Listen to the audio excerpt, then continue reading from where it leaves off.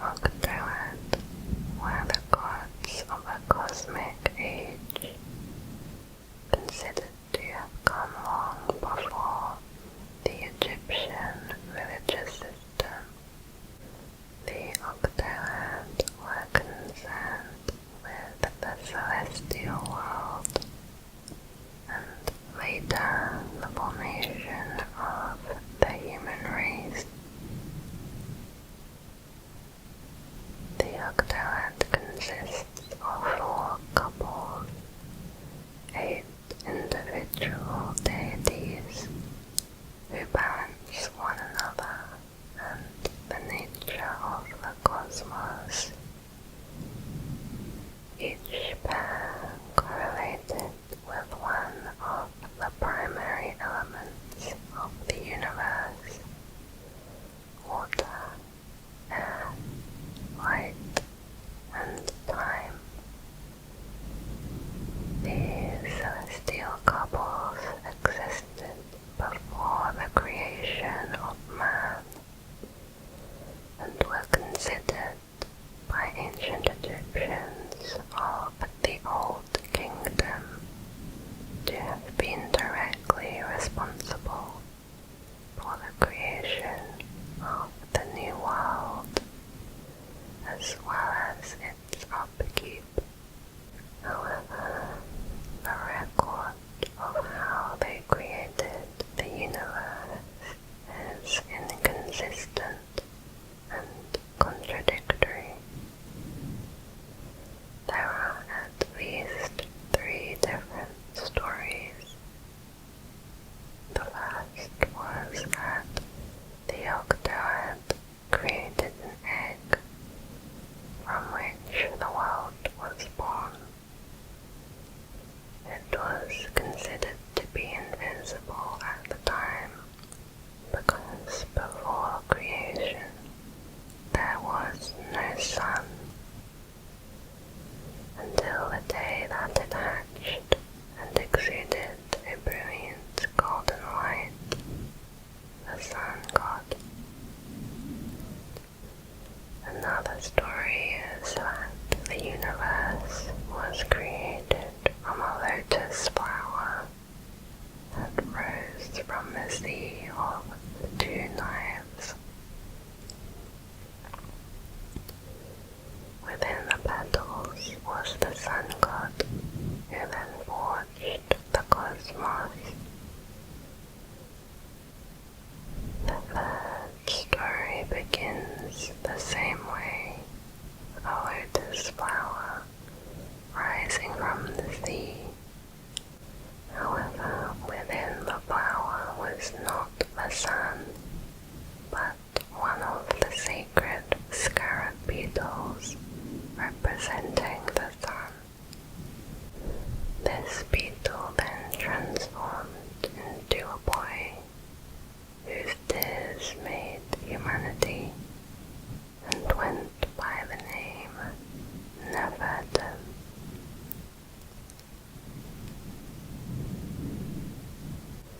Next is, what are ley lines?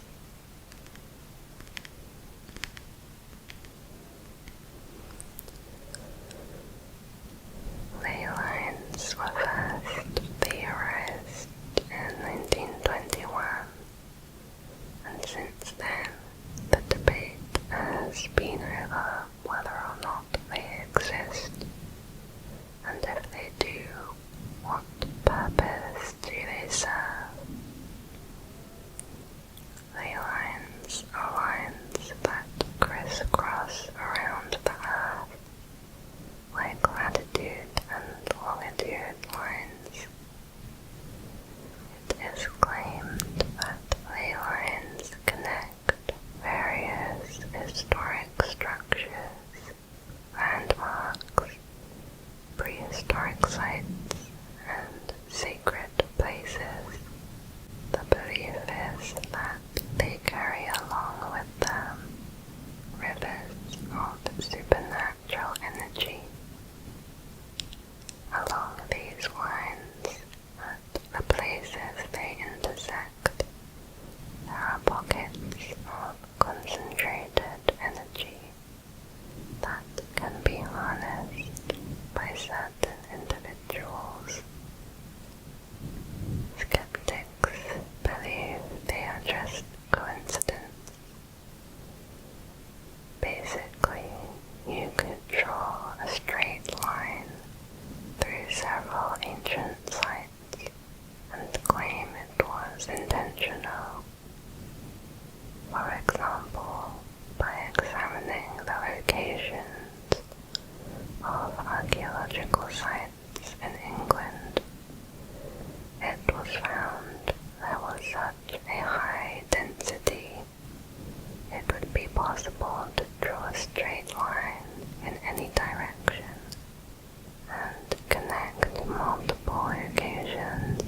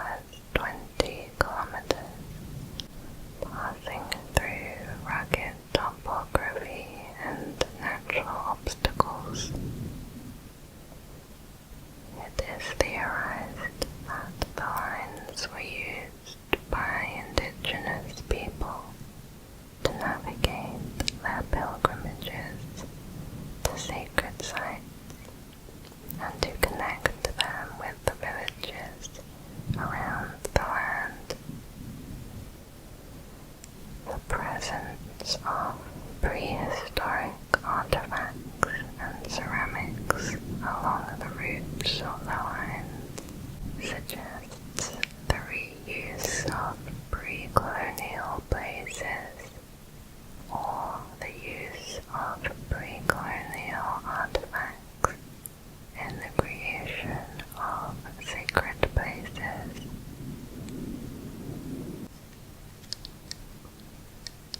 Next is the Iron Pillar of Delhi.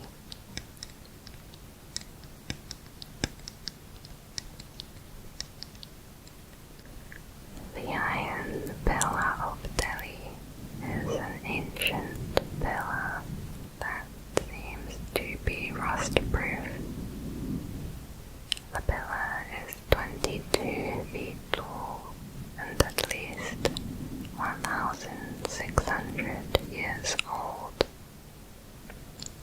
It is 98% pure wrought iron, and it's not known how they cast it, with the belief of ancient and lost techniques in metallurgy and suggestions that it was made of some sort of futuristic or non-earthly metals.